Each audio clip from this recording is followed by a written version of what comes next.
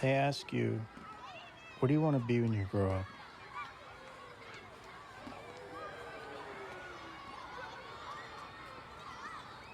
Later they ask, what do you do? Which is just another way of saying, what have you become? It's not enough to have a name. People need something to call you.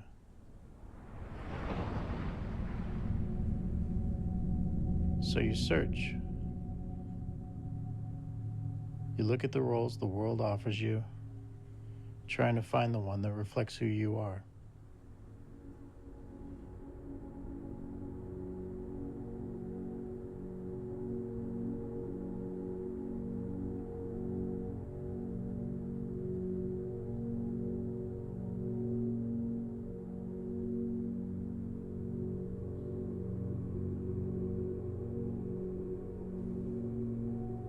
Only a lucky few get to play the part they want. The rest settle for what's left or struggle with what they've been handed. Then we all learn to embrace our illusions of identity. I did. I thought I knew my role.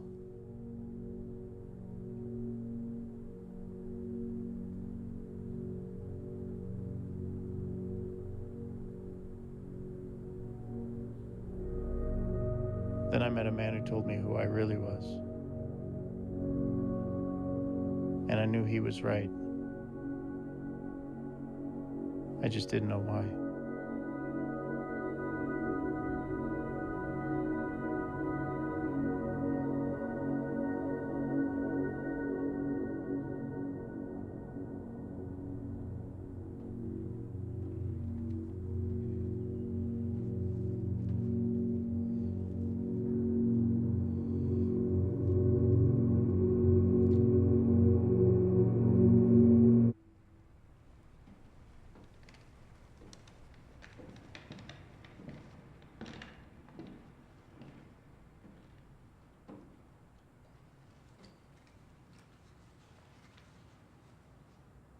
We're here because I heard a story. 5 years ago, I was in Spain visiting a friend of mine, and this friend, he took me to a small bar, and it was there that I was introduced to a stranger. And this stranger, he told me a story. He told me a story about a sailor who returned home after the Great War, and this sailor quickly discovered the only thing more difficult than fighting in a war was surviving one. Because for him, without a war to fight, he felt lost. So this sailor searched for himself at the bottom of a bottle, only to find himself with no friends, no family, no prospects. So one day, at the end of his rope, this desperate man, he turned to a game of chance, a game of Russian roulette. The game was highly illegal, but it was organized. The players would enter their names at the door. And when a player's name was drawn, they'd be escorted into a dark room full of a bunch of strangers. The strangers would proceed to place bets. They would decide the value of the player's life. Once all the bets were collected, a single bullet was ceremoniously loaded into one of 6 empty chambers of a pistol. The chambers then closed and spun. The pistol handed to the player, who had one job: place the gun to your head, pull the trigger. Your odds of surviving this game, winning, were 5 and 6. And if you won, you were handsomely rewarded. All your troubles were over. And if you lost, all your troubles were over. So, the first time this sailor played, he won. But no one noticed him, and no one paid any attention to him. But the second time he played, people started to pay attention, and mostly because nobody who won this game ever came back the next day. And the third time that this man played and won, that was the night. That was the night the people gave him the name. They started calling this man the Roulettista.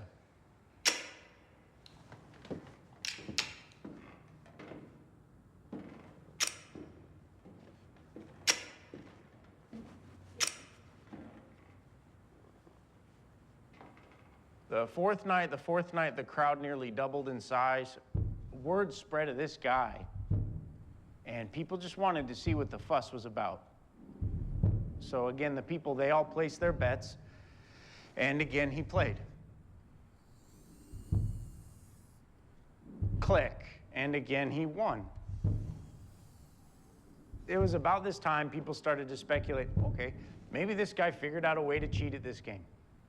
Or maybe the organizers of the game, they just rigged it for him to win, you know, drum up some promotion for their own business. So people got smart. They stopped betting. They stopped playing altogether. So the Ruletista, without anyone asking him to do this, he said he'd be willing to add a second bullet to the gun. So people took the bet, and again, he played. Click, and again, he won. He agreed to add a third bullet. This time, no one really cared if he was cheating, you know? No. People just wanted to be able to say that they got to place a bet against him. Click. He added a fourth bullet and a fifth. Eventually, he agreed to add a sixth and final bullet. Yeah, nobody bet. No, instead, they just bought a ticket to watch. You know, watch a man stand on a stage and place a loaded gun to his head.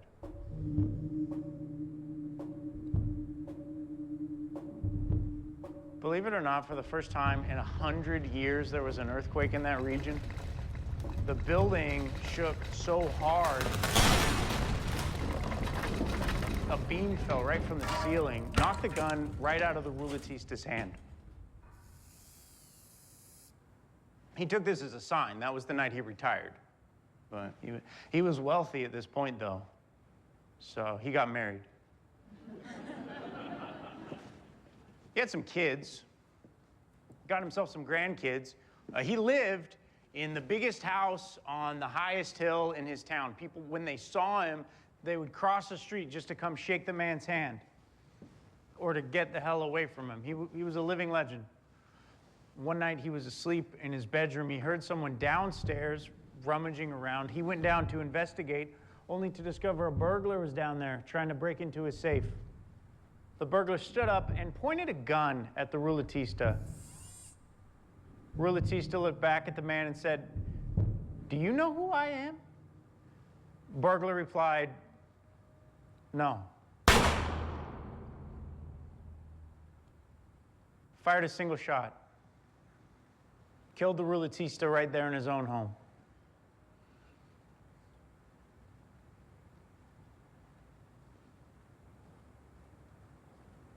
That's it. That's the story.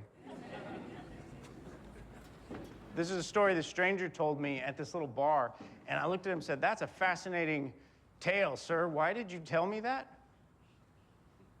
What made you think of this?" And he looked at me and in all seriousness replied, "Because you are the Ruletista." I had my friend translate that. Perhaps I misunderstood him. And he just repeated himself. "No, you are the Ruletista. I just thought you should know." And he left. And that night, I stared into a mirror trying to see the man that he saw, but all I could see is the same thing I see every single day. I've retraced the footsteps of that encounter over and over again, looking for clues as to why he might have said that. I didn't say but 2 words to him. I wasn't dressed like a sailor. You know. I didn't put a gun to my head. So what was it? What did he hear that I didn't tell him? Or what did he see in me that I didn't show him?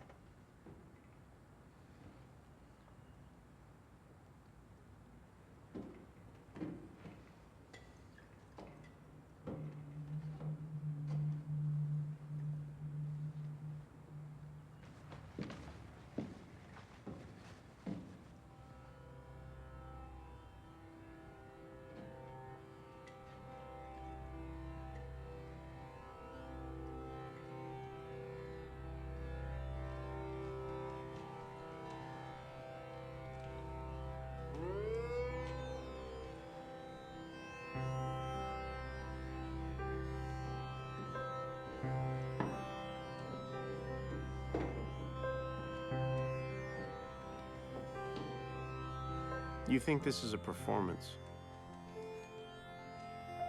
You see a man in a theater. There's an audience. His lines are memorized, his actions are rehearsed.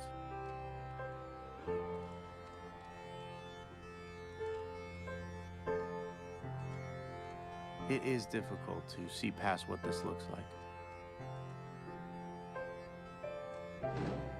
Hell, it's easy to lie on a stage. It's even easier to lie in a film.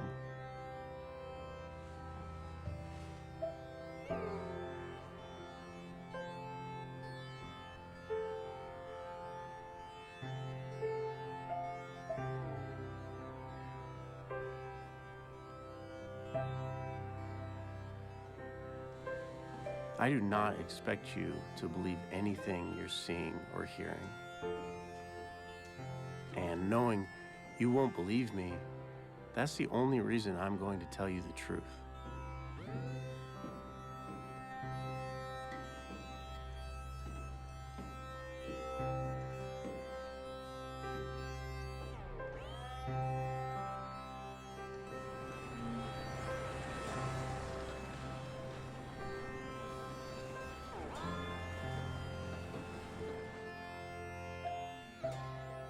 You do have a choice, though. You can see it for what it is, or you can imagine what it could be.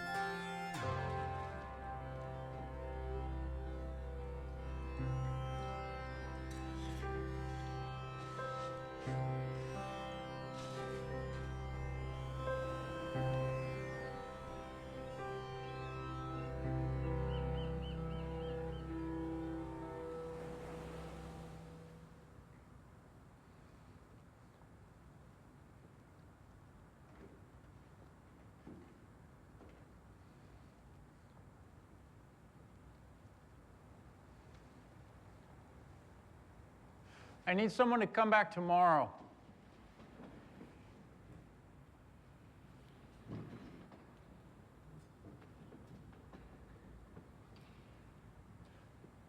Okay.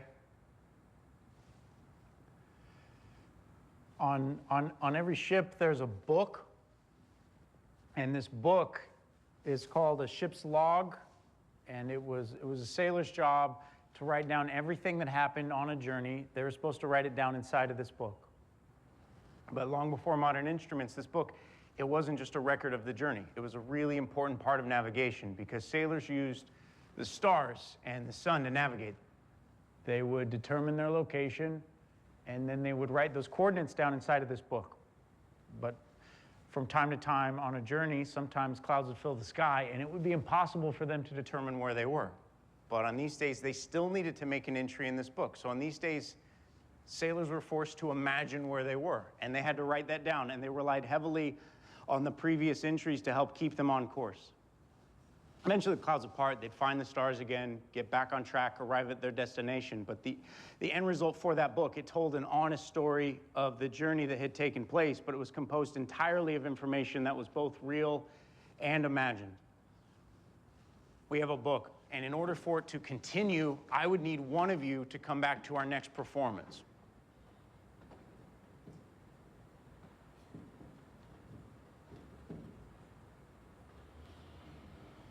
All right, sir. I see you raising your hand here. I should point out, I'm serious. Are you comfortable with me referring to you as Mr. Tomorrow just for clarity's sake? Okay. Okay. Tomorrow, You will now be responsible for the most terrifying moment of the performance for me. It's the moment when I ask this question. Did the person from the last show come back? This Miss Yesterday. Welcome back, Miss Yesterday. Hi. Come on down.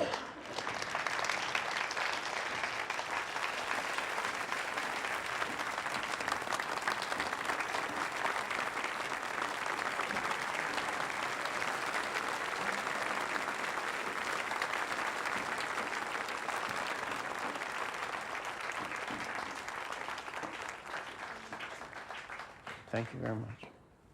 Welcome back. Sorry, he's aware of this. The rest of you probably are not. This is the only time I ever get to look at this. So if you just indulge me for a moment, I handed this out on our very first performance. This has gone out to sea with someone else each and every day since, and it's remained out there, but it's always managed to find its way back to me in this moment. I've been asking people to document what they've been witnessing in here. And some people have made some really interesting artistic decisions in this process. Holy shit. Okay. Derek seemed to have a sadness in his eyes. And then... These are the first two pictures ever pasted in here. Pictures of the rappers Ice-T and Ice Cube. Oh, that was a good one. Yeah, a bit of an overachiever there. She interlaced it with lyrics from the musical Hamilton. Post-it note guy, he just went through the book and talked shit about everyone else.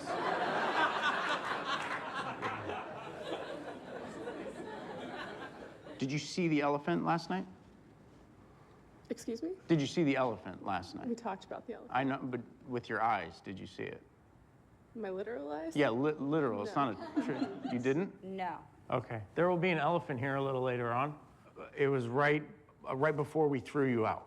We threw him out of the show last night. He did not see the end of the show. She still has not seen the end of the show because we booted her out of here before it was over. So, you have that to look forward to, Mr. Tomorrow. There will be a reason for your sacrifice tonight. There was a reason for his in the last show. Because of it, you're going to ensure this story doesn't end. Instead of letting it end today, I'm going to have you take it with you. And instead of seeing an ending, I'm going to ask you to imagine one and write that down, which is what I asked her to do in the last show. Is this your ending here? Mm-hmm. I have not heard this yet. I'll be hearing this with all of you for the very first time. What did you choose last night? Last night was Pathfinder. Pathfinder, all right. This is how our Pathfinder, our traveler, our novelist, our contrarian, our observer, our heretic, our warrior, our producer, our gift, our clown, our father, imagine this story ends. The secret agent, stage is yours. All I ask is loud enough so they can hear you. Right. Thank you.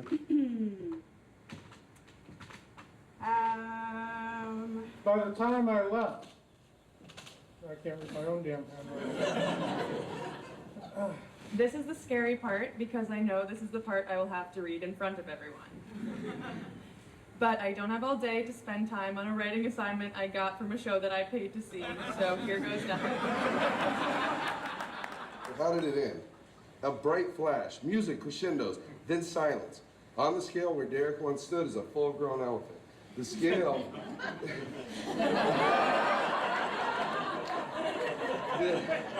It's gonna be great. You guys... Every person will find love. No one will be judged. Our I ams will become we are. Etwas, das uns am Ende des Abends für 75 Minuten alle Geschehnisse außerhalb dieses Raums vergessen lässt, als wären wir in einem geschützten Butterfly-Kokon. Butterfly, I got that one. Yeah. The Ruletista made the mistake of being defined by the 6 chambers of the revolver. And although Derek is described by the 6 chambers along the backdrop, he should not be defined by those 6 chambers. People describe my parts, my facets, but do they ever really know the whole me? How could they when I, like Derek, hide an ugly truth, my secret, when it should be my pride? When I walked in and had to choose my identity card, I started to panic. I'm not great at making decisions, so naturally I hesitated and overthought things. My constant fear crept up be what if I choose wrong? Without realizing it, I was saying to myself, I don't think I know who I am. A further introspective note. We all label ourselves and live according to our label. But while I am an accountant, as are thousands of other people, there is only one me. No one else has lived every single one of my experiences. I am not a label. I am a sum of all parts. We are all the unreliable narrators of each other's stories. Based on the little that they know, they're asked to imagine how this story ends. And it's that blank page. It's that blank page of, here's everything you know, everything you've just heard, everything you've seen. Now what? What are you gonna fill it with? And it's just like the person sitting next to you, across from you. What do you know about them? What have you heard? What have you seen? What are you gonna put on their blank page? And it's that responsibility that book presents to people, is the responsibility. We are all writing one another's stories.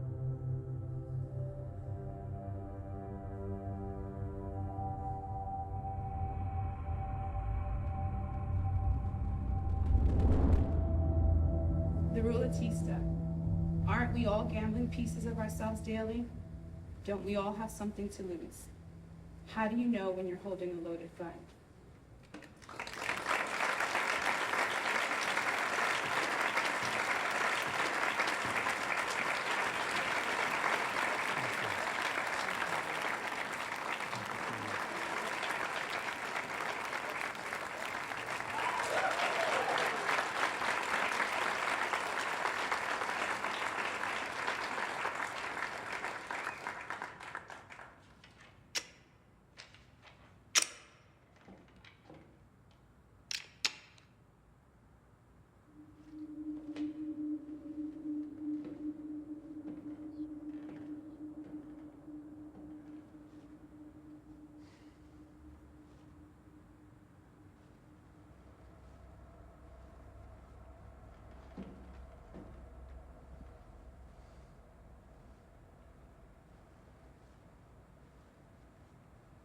There's a light. This light happens every day. It happens at the same time every single day. If you stare out towards the horizon, right as the sun hits it, you're gonna notice it's very difficult to decipher anything that's standing between you and the sun. This time is called the time between dog and wolf. This expression, the time between dog and wolf, it comes from the Middle Ages. It was a cautionary expression that parents would use to scare their children. Make sure that they got home before it got dark out. You better get home before the time between dog and wolf. At this time of day, it's very difficult to distinguish a friend from a foe at a distance. It's hard to tell the difference between a dog and a wolf. And by the time it gets close enough to you for you to make out what it really is, it's too late. I never saw this as a dangerous time, though. I always saw this as a time of possibility. You know? It's a very specific moment for metamorphosis. For me, this was the time when a dog could also be a wolf.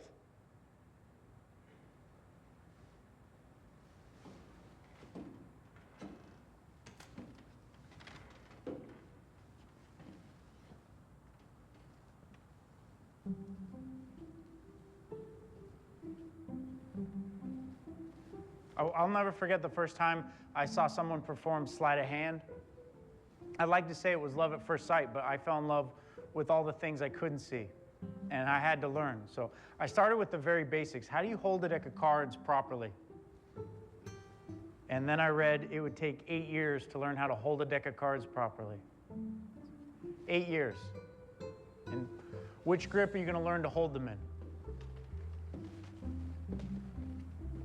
You're going to learn the mechanics grip, full grip, straddle grip, box grip, dealer grip. I couldn't decide, so I just learned them all. Taught myself how to shuffle, and you take one, and another, and another. Eventually I could speed up. start throwing as many as I'd like. I learned the variations on these things, taught myself the cuts. I learned how to do them one-handed. I taught myself how to riffle shuffle using my leg.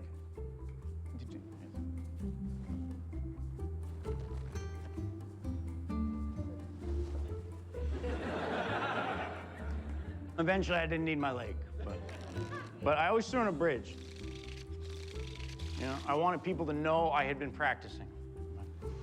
You got to put it to good use, so you start finding cards. Do you remember your cards, sir? 10 of spades? You're welcome. Okay, and then what about you, mister? Remember your card? The 6 of hearts, all right. From the 10 to the 6, and you there in the 3rd row. Do you remember your card? You didn't have a card. That's all right, we can do that. Yeah. But I wanted credit for all this stuff, though. So you start throwing in the flourishes, learn how to spring the cards. That'll get them every time. That way they know you're professional. You know? That way they know you're working.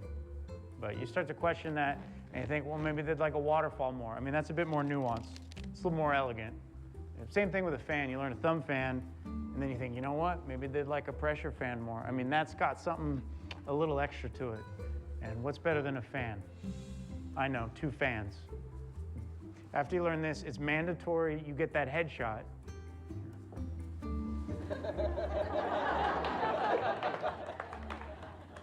I loved it. I loved it so much. And I shared it with other people.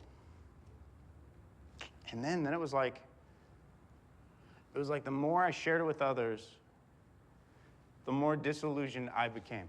And I didn't understand that. Now looking back, I can see that other people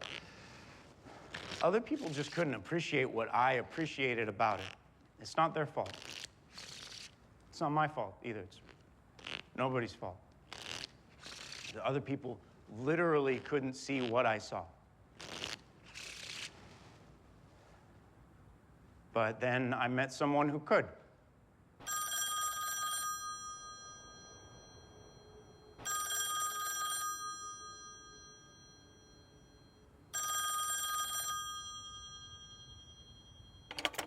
Hey, Wolf. Yeah. Hey, it's Derek. What's up? Yeah, so is it cool if I record this conversation? Yeah. Okay, so the last time I saw you, you told me about the first time you saw him. Yeah. Can you tell me that story again? So, that got me into this game. It's a game my older brother used to play in, and I'm sitting in this game next to this guy, and we playing. And at the time, I hadn't been in too many card games. At that time, I was mostly fucking around with dice. But, I'm in this game, and I'm next to this guy. And I ain't never met this guy before, but at that time, I ain't never met a lot of people. So, I'm sitting there, and he leans in the bed. Now, he confident, but real sloppy. So, he leans forward to bet, and I see what he's holding. He's just being lazy. And I think to myself, I got this motherfucker beat. Only problem now was keeping him in the hand. I didn't want to scare him off, know what I'm saying? So, I raised, and he raised, and that shit went back and forth. And I'm doing my best not to laugh at him, because I know this motherfucker ain't got shit. But I'm playing it cool. And I go all in. He calls. And we roll over our hands. And he had me beat. Now I'm thinking, am I hallucinating? Because I know what I saw. But then when it ain't there, I start to think I'm losing my mind. And I look up at this motherfucker, and he's smiling right at me. And he knew, and he's smiling. That's when I knew. He was the devil. And I wanted to be just like him. And I wanted to be just like him. So he taught me. So I learned. I remember him saying to me, okay, Derek, all that time you spent learning to become a dog, all that razzle-dazzle you've learned, you can forget it, because dogs like to please people, and we're not about that. So from now on, you're going to shuffle cards like we shuffle cards, you're going to deal them like we deal them, and you're going to learn to be invisible. You can start by getting yourself a new name. Make sure you pick a name that's easy to remember. So I thought about it for a little bit. I went with the name Cody. Cody is my middle name. I figured that'd be very easy for me to remember. King of Spades. It turns out that's actually really good advice. Pick a name that's easy to remember, because the last thing you need is to be sitting at a card table and shuffling, dealing, playing cards, having a grand old time with a bunch of strangers, and then someone you don't know says what's supposed to be your name a few times and you don't respond. You can't be sitting at these tables trying to remember what your name is. You got other things on your mind, more important things to be keeping track of. Things like that King of Spades, which is now 17 cards from the top. There's 16. 1, 2, 3, 4, 5, 6, 7, 8, 9, 10, 11, 12, 13, 14, 15, 16, 17, King of Spades.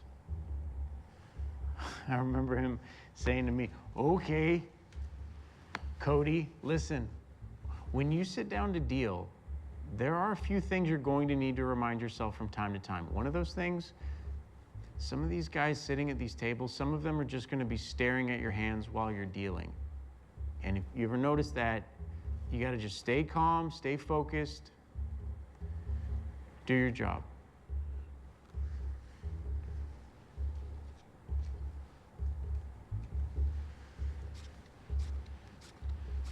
Now, you got to understand, kid, even if they're staring at your hands, they can't see what you're doing. And they can't see what you're doing because they don't even know it exists. And they don't know someone like you exists. And they're just staring at your hands because they're waiting for their next card. These guys are gamblers. They're always just going to be sitting there waiting for their next card. But you have to believe me when I tell you they cannot see that you're a wolf.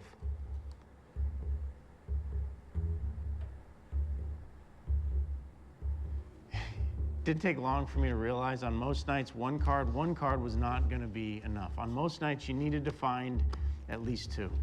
And on those bad nights, 3.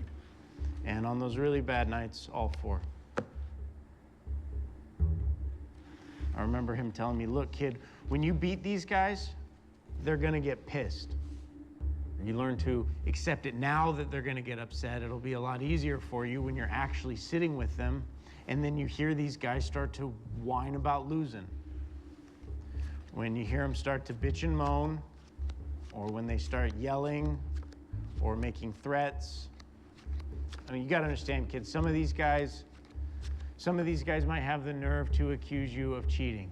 And if that ever happens, you got to take a moment and remind yourself of the truth. They just lost all their money. So they're furious, and you're one of the only people in the world that they can take that out on. They don't know that you're a wolf.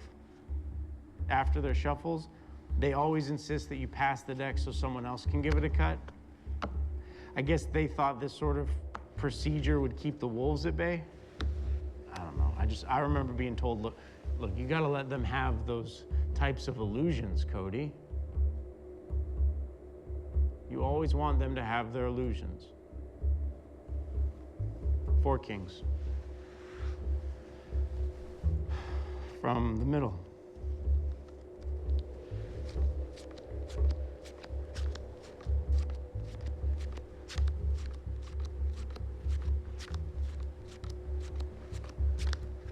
Didn't seem to matter how well I did, though, how hard I tried, how proud I tried to make him. Whatever I had, he always insisted I give him a better hand.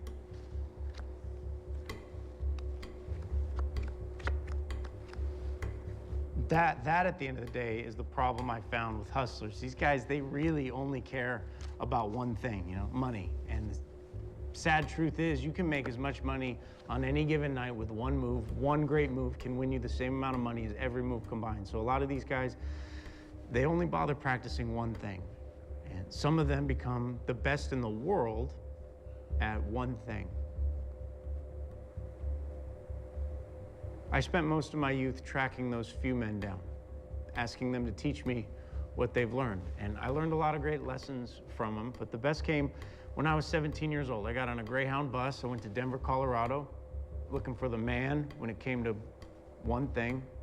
I found him at a pool hall, introduced myself. After some convincing of why someone like me would be looking for someone like him, he took me into a room in the back where there was a card table, and he set a deck in front of me. He said, "All right, kid, let's see what you got."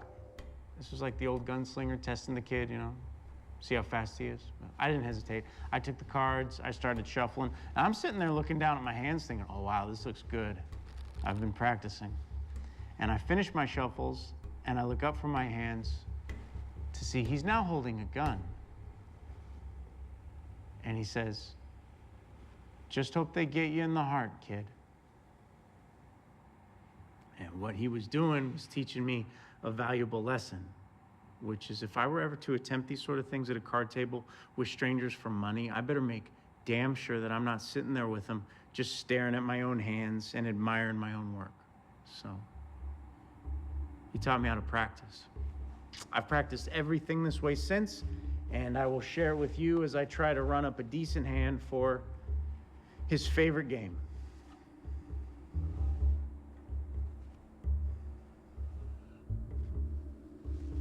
Bridge.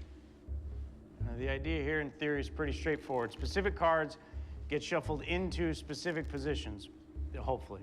In this case, we're looking for as many of the spades as we can find so that in a moment, when I'm dealing, the deals can be fair because right now it's the shuffles that are crooked.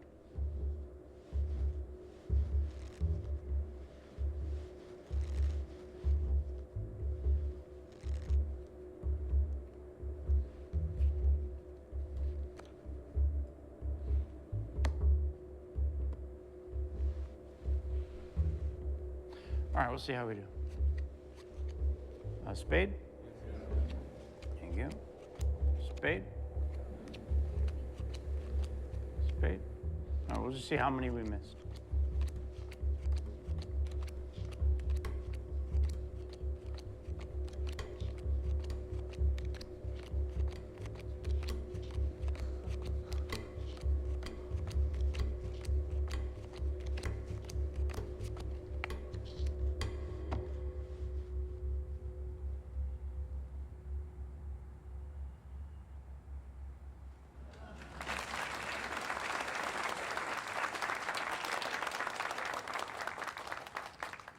Yeah, okay, good.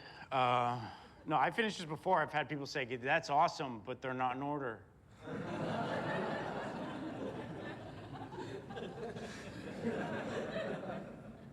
Which, you know, I would have done for you folks, but I had a fucking tie on my face, so. For any perfectionists that might be here,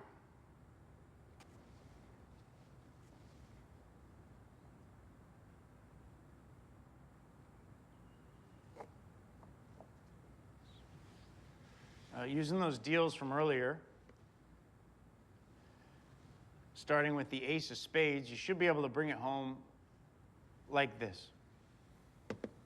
Ace, 2, 3, 4, 5, 6, 7, 8, 9, 10, jack, queen, king. Now they're in order.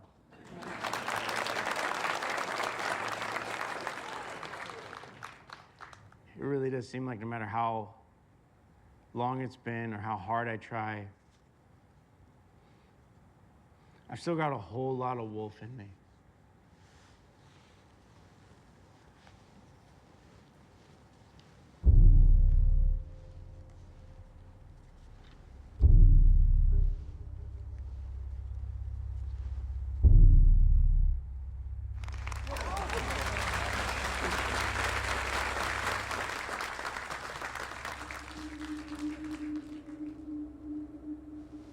It's true, you stare out towards that horizon and it is very difficult to decipher anything that's standing between you and the sun. But if you are willing to turn your back on the sun, everything else is illuminated.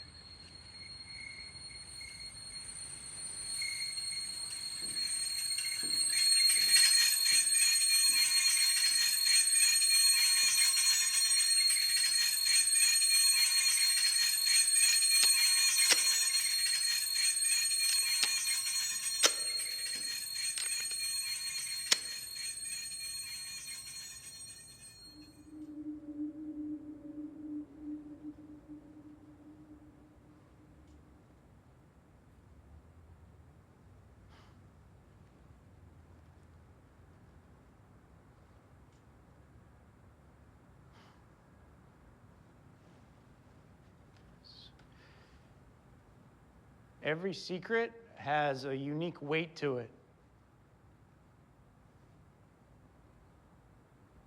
I learned this at an early age. My mother,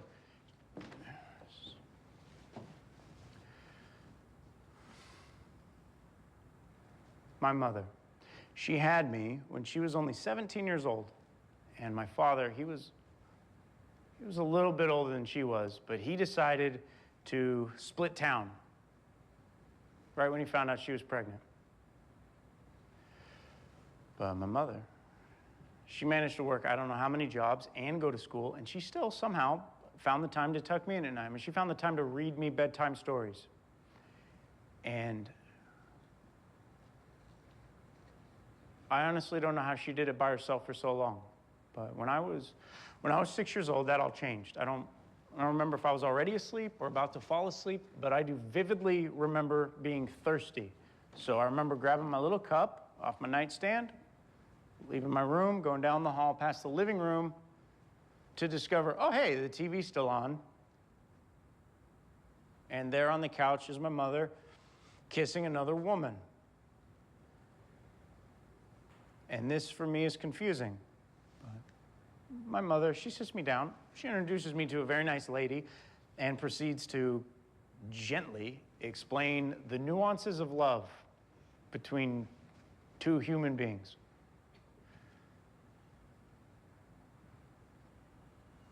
I cried myself to sleep that night. And not because she told me she's gay, but because that's the night I knew I would never have a father. She was happy. I was happy. I mean, for the first time in our lives, we were enjoying the comforts of a nuclear family.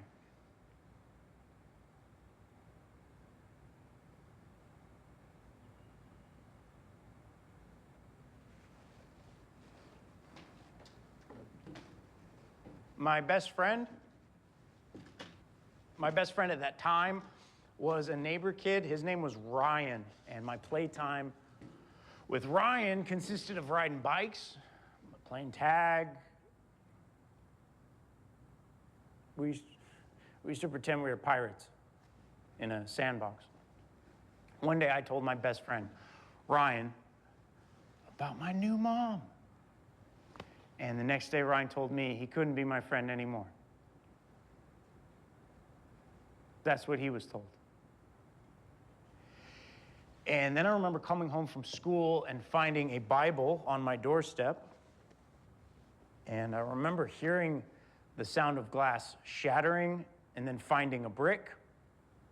And I remember hearing picketers and learning the words faggot and queer and dyke. And learning that all three of those words meant the same thing. Mom.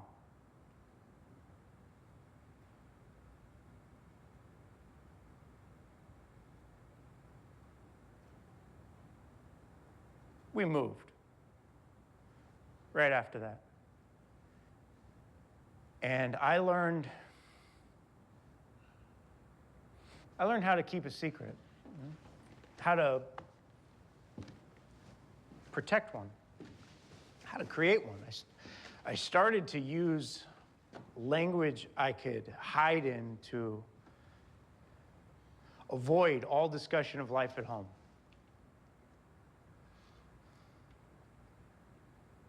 And I developed rituals. If a new friend were to come over to my house for the very first time, I would ask him politely, hey, do me a favor. Wait outside here at the front door. I'm going to go inside. I want to make sure the house is clean for you. And cleaning meant me running around the house, hiding all the rainbow flags and Indigo Girl CDs and, hiding anything I thought might expose me for who I wasn't. Hiding all of the evidence of my mother's pride.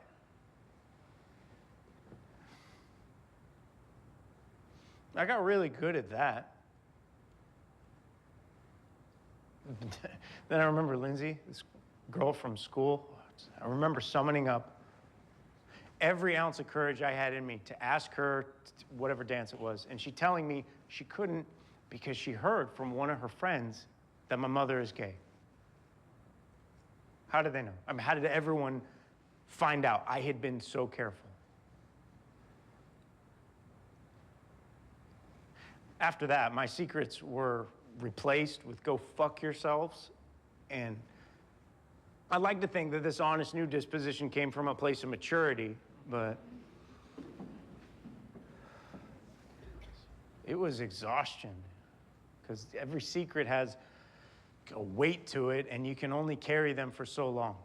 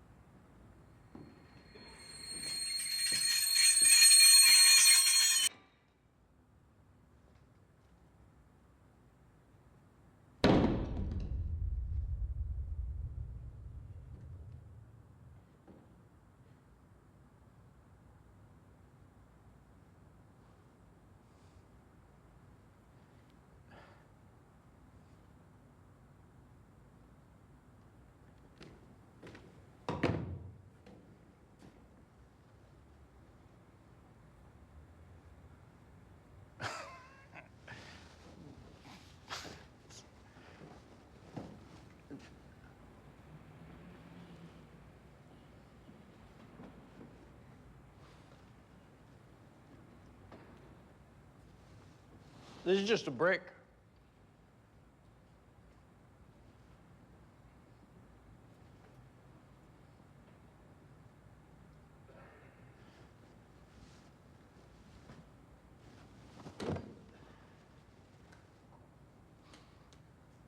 This is just a brick.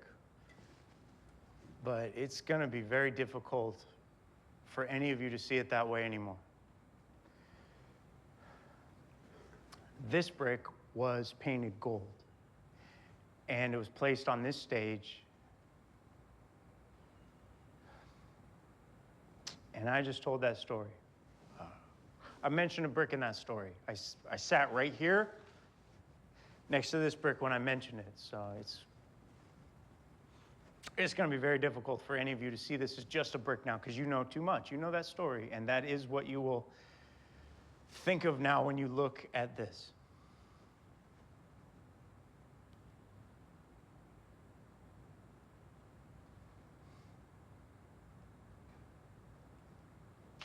Sorry.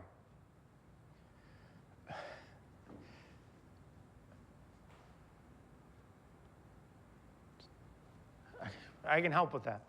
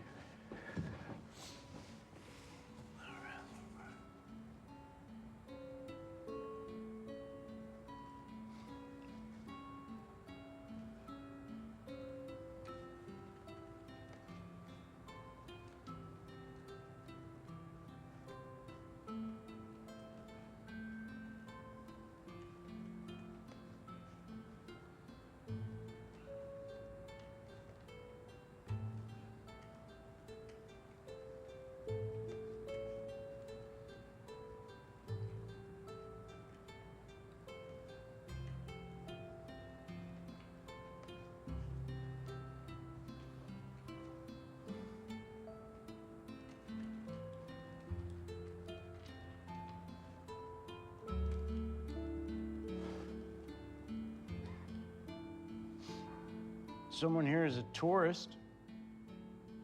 Tourist, wherever you are, please raise your hand.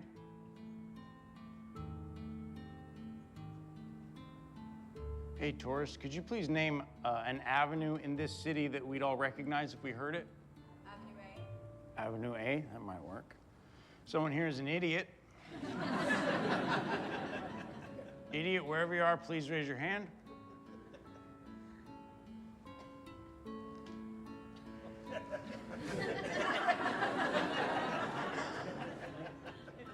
That's about right.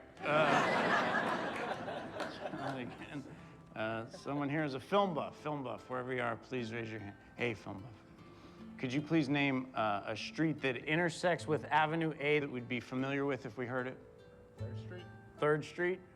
3rd Street and Avenue A. Thank you both.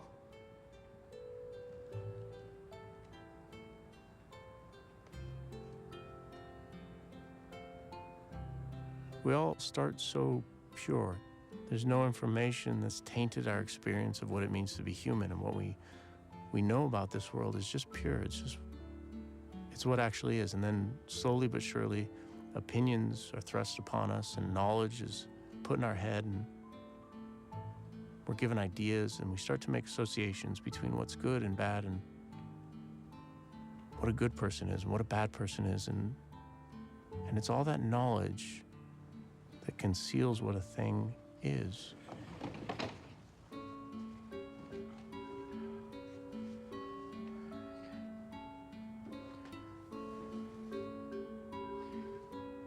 That brick is now on the corner of Avenue A and 3rd Street. And it's sitting there right there on the corner, and people are walking right by it. People are driving right past it.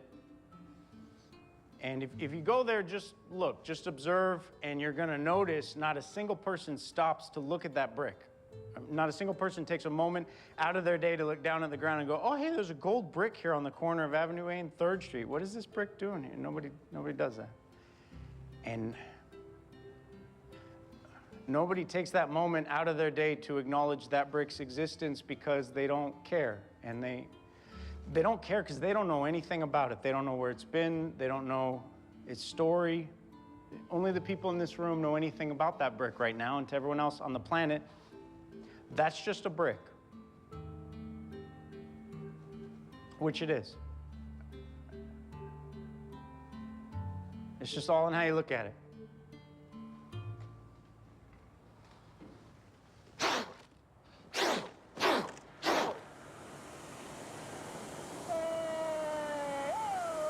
How does that feel, honey?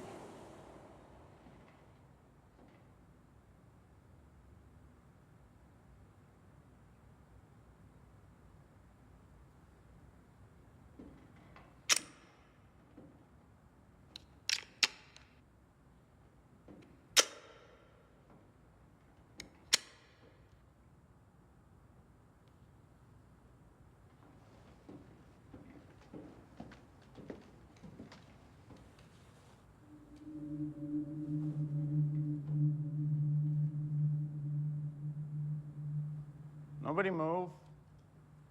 Nobody make a sound. Can you please choose somebody for us? Who'd you get? You see it? Okay. Nobody move, especially not the stabilizer, the gentleman, the czar, the mediator, the teacher. What does a reflection look like? You don't need to think about it. We have one here. Reflection. Wherever you are, please raise your hand. I promise no harm will come. Hey, reflection. Could you please stand up? And if you just turn around real quick. Ladies and gentlemen, this is what a reflection looks like. Thank you very much, reflection.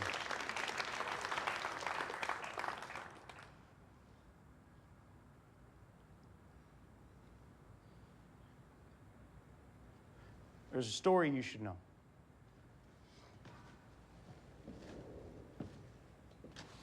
There's a story all of us should know. This story is about these 6 dudes, and these dudes, they're walking through a field, and they come across a thing, and they don't know what this thing is. So these guys decide, instead of just moving along, instead of just minding their own damn business, these guys decide they're gonna stop. They're going to investigate, and by God, they're gonna figure out what this thing is. There's a problem with their idea. All 6 of these guys are blind. And even though they're all touching the same thing, they're all touching a different part of it. So each guy thinks it's a totally different thing. For instance, the guy at the front of this thing, he's touching this part, feels all long and round, gets thicker towards the top. It's kind of rough, almost scaly. It's wet at the tip. Oh, hey guys, back up. It's an enormous snake.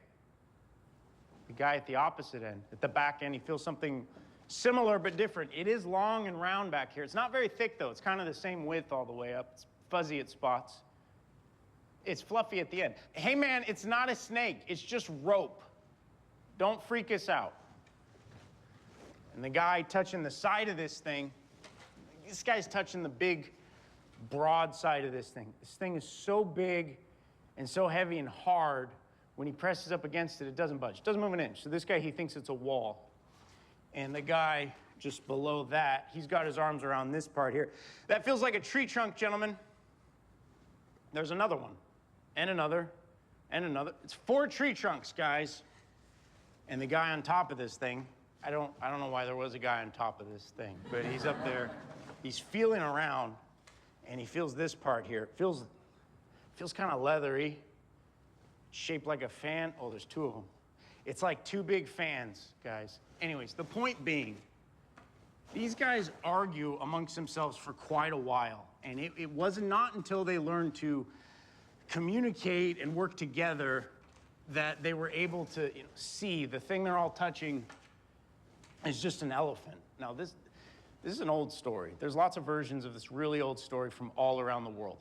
I have read every version of this story I could get my hands on, and I've noticed every version of this story has one thing in common. There's not a single version of this story that takes into consideration what this experience must have been like for the elephant. Think about it from its perspective for just a moment. Imagine you are standing alone in a field, minding your own business, and 6 perverts come out of nowhere and start fondling you.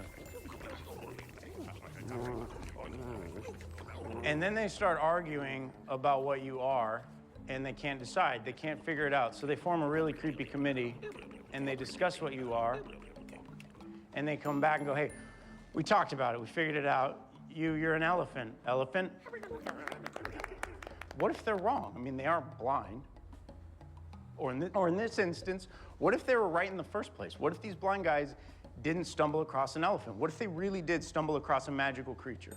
Something that had a snake for a nose, and tree trunks for legs, and a wall for a body, and then they convinced each other it was just an elephant. And worse than that, what if they could convince it was just an elephant? And then what if this magical creature didn't have someone around who knew it, someone who saw it for what it really was and loved it enough to say, no, they're all wrong and you're more than that?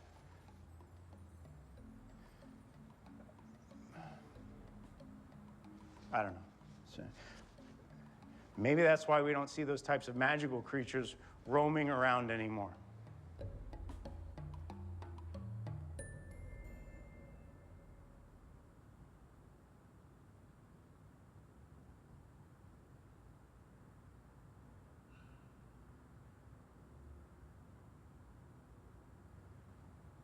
Reflection, please join me on the stage.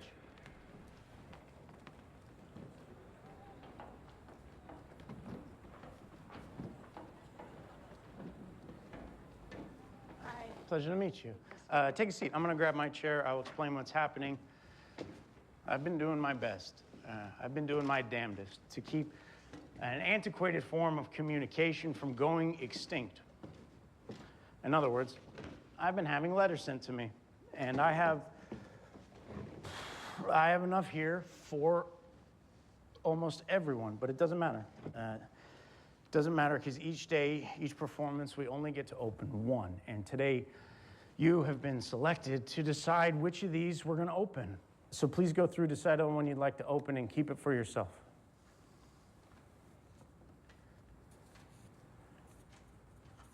This one. Okay, I'll take the rest. I'm just going to point out a few things that you can see right now that most of them can't. First of all, you may have noticed all of these are actually just to me, to Derek DelGaudio, care of the Daryl Roth Theater. That's me. That's this place. Second, you may have noticed all of the return addresses have been removed. And finally, if you turn it over on the back, you'll see this is cousin, friend, what did you say? Sister? Sister. Grandfather? Grandfather. Sibling. Do you have any siblings? Yes. This is a rude question. Do you have any friends? I think so. You think so? Okay, good. I have to ask. What did you say? Father. Father. Do you have a father? I do. Is he here with you tonight? He is not. Perfect. Okay. Freak, 2 things are about to happen. These 2 things are going to happen almost simultaneously. One of these things you will see, and the other thing we will see. Here's what you are about to see happen. Right now you're holding an envelope, And presumably inside of that envelope is a folded card or piece of paper. But in a moment, you're gonna open that up, you're gonna unfold whatever's in there, and when you do, you're gonna see this thing transform into a handwritten letter to you from your father, from your friend, from your nephew, from your son, from your cousin, from your sister, from your child. None of us will see that. Only she will see that. What the rest of us will see, in my opinion, it's better. In a moment, you're gonna open that up, and when you see this thing transform, we get to see you, the reflection, the conceptual artist, the teacher, the pediatrician, the lieutenant, the unicorn, the dog lover, the fighter, transform into something else. Okie dokie. You don't even need to read that aloud. That's just for you to read. But we are gonna watch. I will be right here if you need anything at any moment.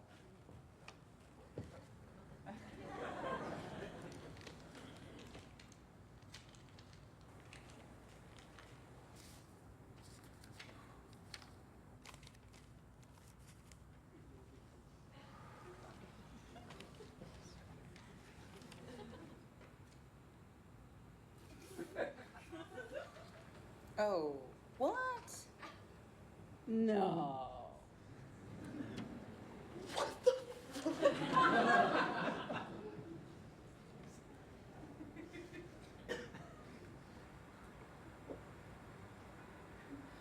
How?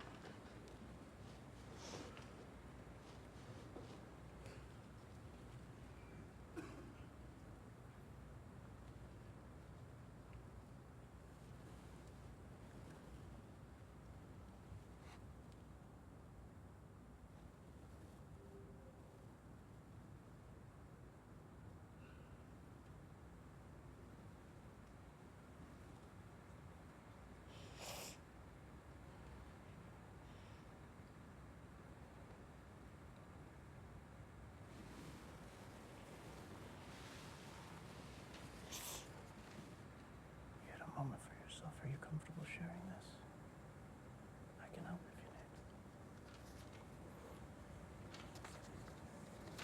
you need. I don't understand. I know. Please stand.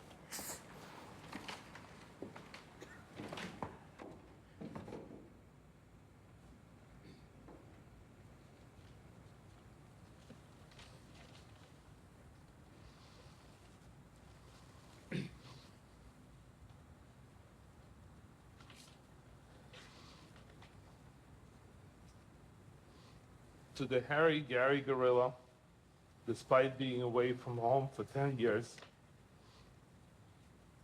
I want you to know you're still a big part of my life and very big inspiration. You are everything to me. You are amazing to be around because you are smart, witty, and beautiful inside and out. I'm not sure that I've ever completely conveyed to you how proud I am of you, more than anyone I've ever met. You have a strong moral core and the courage of your convictions. Whether you are standing up for the little guy against the big football players, like you did in college, or starting your venture to teach adolescents how to live an ethical Jewish life. I am truly lucky to have found a friend as awesome as you so late in life when it gets really hard to do so. I want to tell you how much I admire your independence and your strength, especially to get through the tough times in life. I love our common love of dachshunds and Chardonnay. Just in case you haven't noticed, your mama is proud of you. And then she signed at 63, just family shorthand for I love you. I look forward to many more happy years of friendship and worldwide travels together. Love, Ducky. P.S. There's nothing like El Baño at the 717. El Baño? That's the bathroom we used to get high in.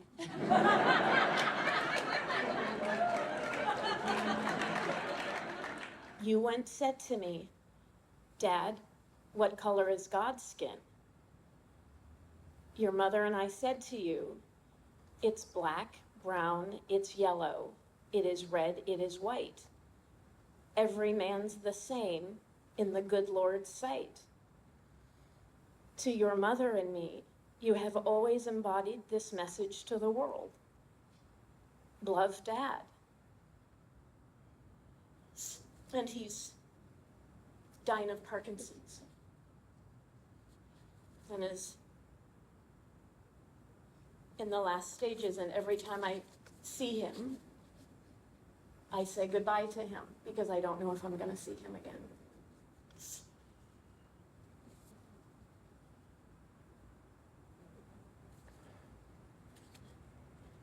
I don't know if you all saw the moment. I no longer see a reflection on this stage. I see someone's daughter. I no longer see a free thinker on this stage. I see somebody's son. I no longer see an organizer on this stage. I see somebody's friend. I no longer see a fighter on this stage. I see somebody's father. I don't know when you plan on seeing your dad or talking to him, but in the meantime, I mean this. Take a moment, get a piece of paper, write him back. Write her back. Write her back. Write him back. It always means a lot more. Thank you. You're welcome. Thank you.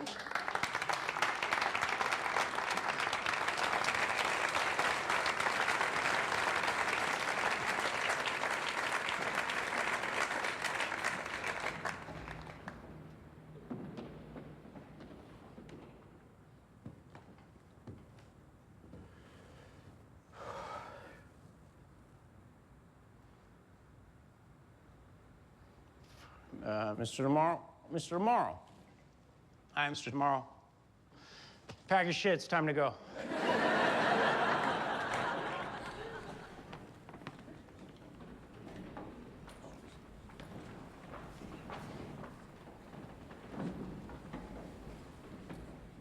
Thank you very much for doing this. We're gonna throw you out right now.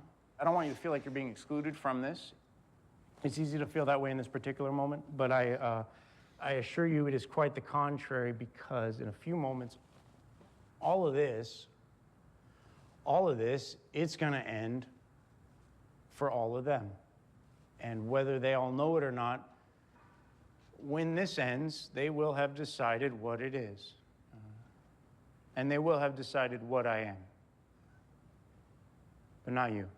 But not you. But not you. But not you. For you, this is going to remain a mystery a little bit longer, and the story is going to continue now because you're going to take it with you. And that means it could be whatever you want it to be. I'd like you to write down what you saw here up until this moment, just as you saw, like a recap for us. And then more importantly, I want you to imagine how this story ends. It could be anything you want. Give us an ending. I will have you read that imaginary ending to the nice people that come tomorrow. And then someday, if someone were to read all of this, it's going to tell them an honest story of everything that has ever happened here, even though it's composed entirely of information that is both real and imagined. I'm grateful you're a part of it. I'll see you tomorrow.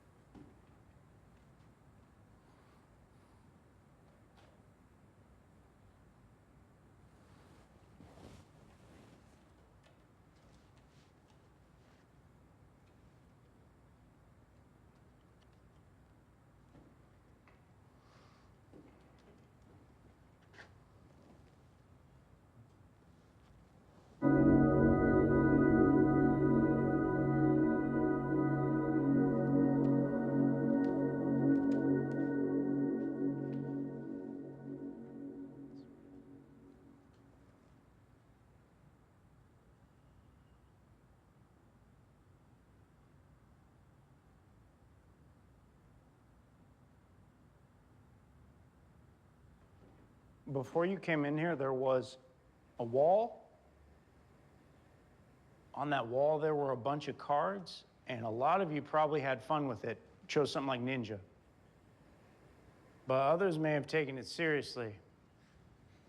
Maybe you chose something you feel reflects who you really are in this world. I'd really like to be seen by others. If you're one of those few people, please stand.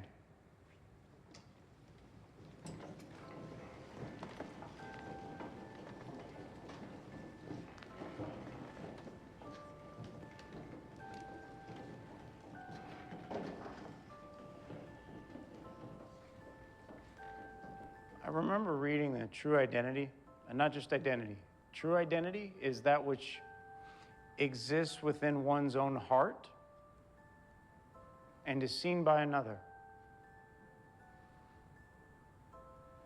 Honestly, I have no idea if that's true outside these walls these days, but in here, I see a bartender and a curiosity and a heavyweight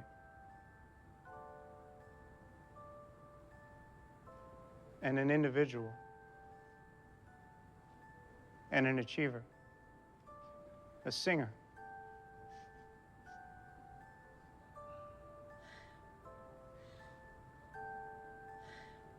the truth teller,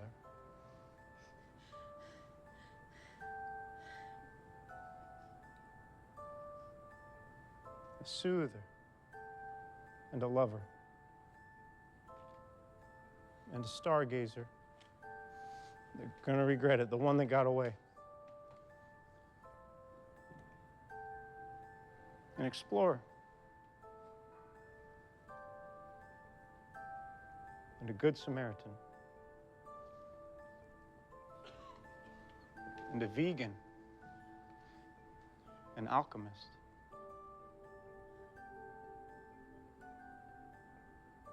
An independent. A maker. And a good time. If I'm right so far, you may be seated.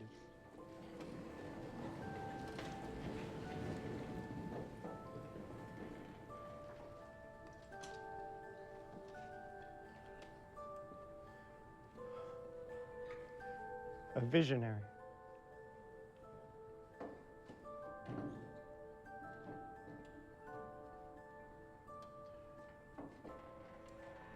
Keep up the good work.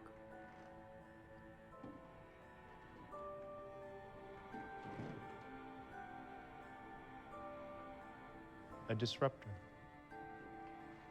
a feminist, an iconoclast, a journalist,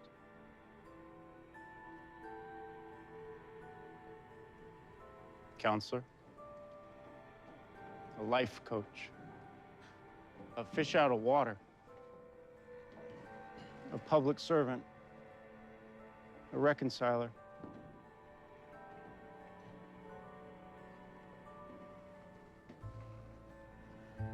an artist,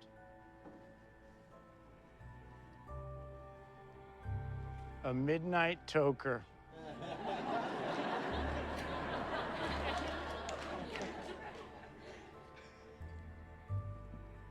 an introvert. Sorry to make you stand.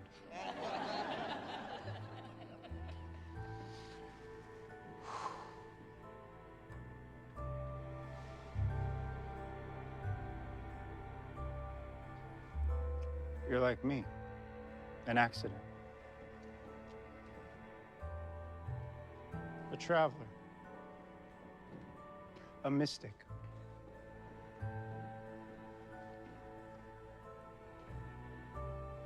A leader.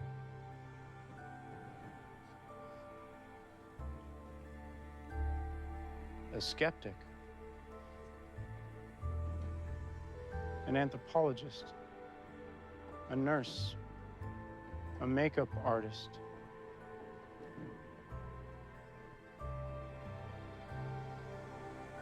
A single mother.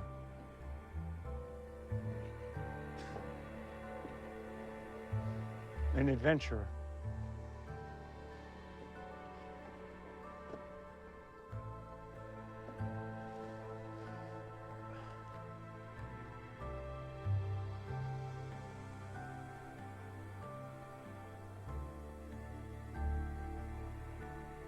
Nobody.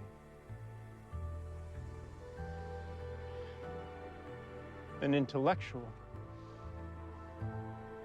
A reader.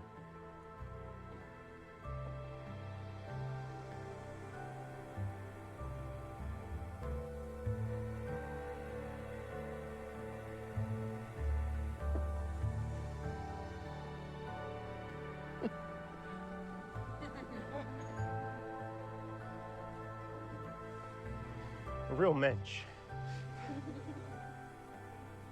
A breath of fresh air. Welcome, our immigrant.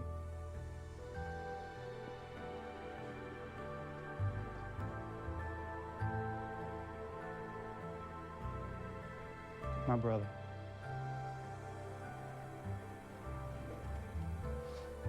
An accountant.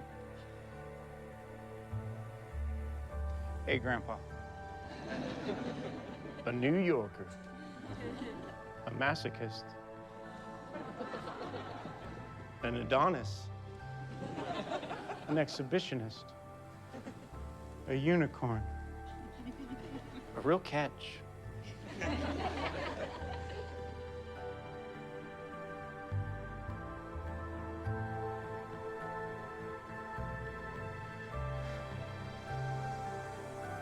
Hi, Mom.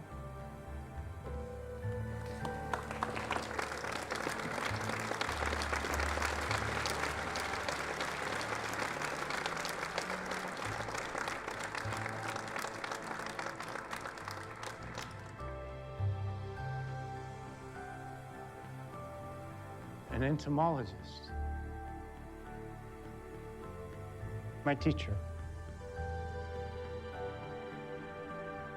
A shaman. A multitude. Everything. Howdy, Pilgrim. Your Highness. My advocate. One of a kind. A lone wolf. A searcher. An oracle. An experimenter. Life of the party. My good luck charm.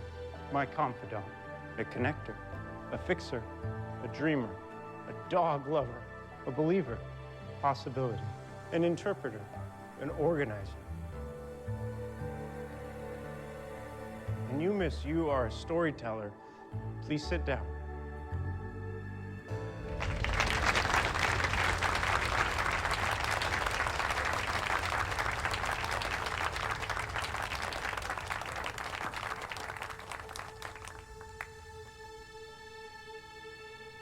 And I am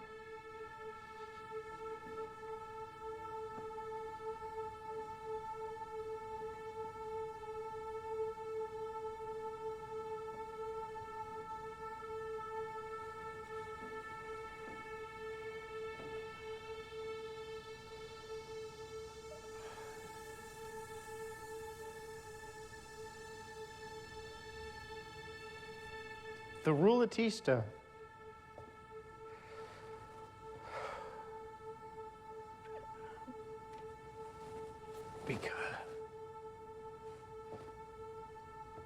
Because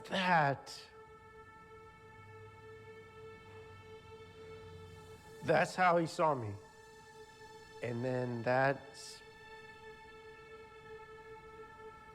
how I started to see myself. And now I come here day after day after day, and I stand in a dark room full of a bunch of strangers, letting them decide the value of my life while I load up 6 chambers and attempt to defy some odds. So yeah, I am the Rulatista.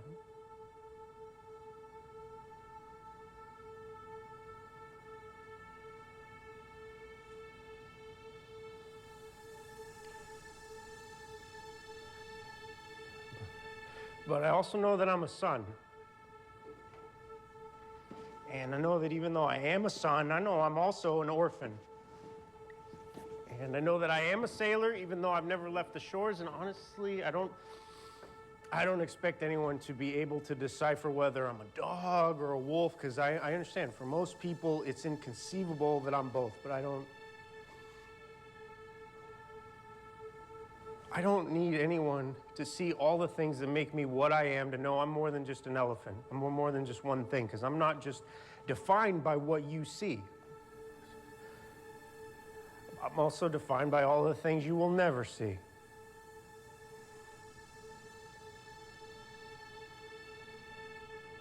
We all are.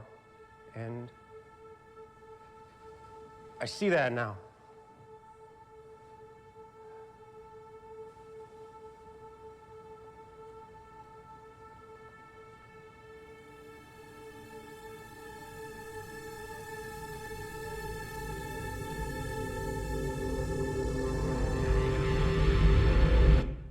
Click.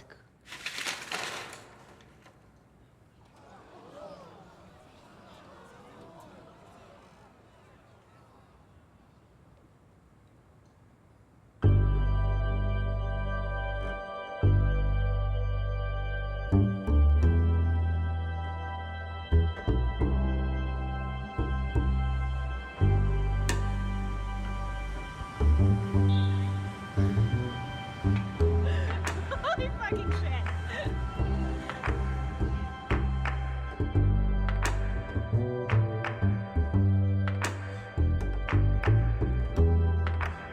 We are on the corner of 25th and 7th. There's a golden brick here. We're taking it.